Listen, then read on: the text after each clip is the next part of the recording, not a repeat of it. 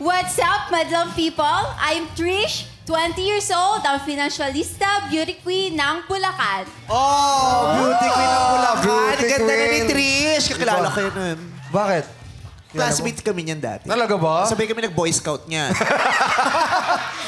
Grabe ka. Robert Baden-Powell. Oh, hi Trish. Hello po. How are you feeling? Excited and medyo nakaka-relate din ako sa kanila. Wow, maganda yan. May pag-uusapan kayo kung magde-date kayo sakasakali. Sana. Mahilig ka rin ba sa dogs? Opo. Sobrang mahilig po ako sa Bili ka dogs. na po. Ayun. Ayun. Business. Yung iba sumasali rito, cloud chaser. Pero yung iba, hindi lahat sumasali rito, cloud chaser. Yung iba, businessman. Businessman. Hindi, okay lang kasi financialista ang sabi mo. Yes. Oo. Mahilig ka sa aso. Opo, mahilig po ako sa aso. Pero And, naglilinis ka naman ng pupu. opo, ako po nag-aalaga ng mga aso. At Kasi may mga pusa mahilig sa aso pero hindi ayaw namang Yes! Mali Dapat yun. pag ginagala niyo yung aso, may dala na kayong dyaryo, Bag. kaya plastic. Pero yung mga Dahon. aso din, minsan ang sarap kausapin eh.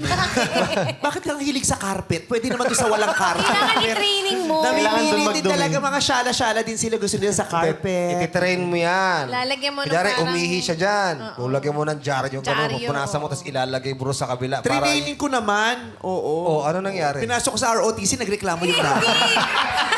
Bakit training ang yun? OTC? Potty training. Trish, Potted training. Trish, kung isa kang aso, paano ka kakahol? Oh. It's an interesting question, ah. Aw, aw. Sweet, Sweet girl lang beauty po, queen sweet lang na girl aso. Gano'n. Ayan. Ilang inaalagaan mong mga aso at pusa? Tatlo, kaya nga Trish, di ba? Ang pangalan niya, Trish. Kasi sana, kung isa lang yung uno lang yun. Dalawa, dos, Trish, quattro. Gano'n. Tama ba? Is it true? Yes, tatlo po. Oh, sabi sa'yo eh. Magkaklase po Tapos kami. paborito niyang holiday, Halloween. Bakit? Ano, bakit? Pero meron siya ng Trish or treat.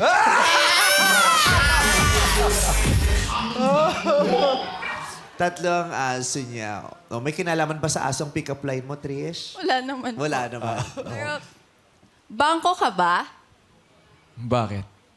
Baka pwede mag-load ako ng oras mo. Don't worry, 100% yung interest ko sa'yo. Paano yung ngiti? Wow naman, parang kagugroom lang. Hindi siya aso.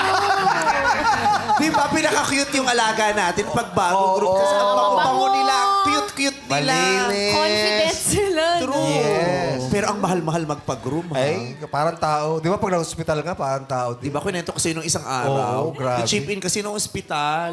Oh, 180,000 yung binayaran ko. Ang mahal. Oo, kaya di ko na binayaran. Sabi ko, Dok, iyon na. Binigay.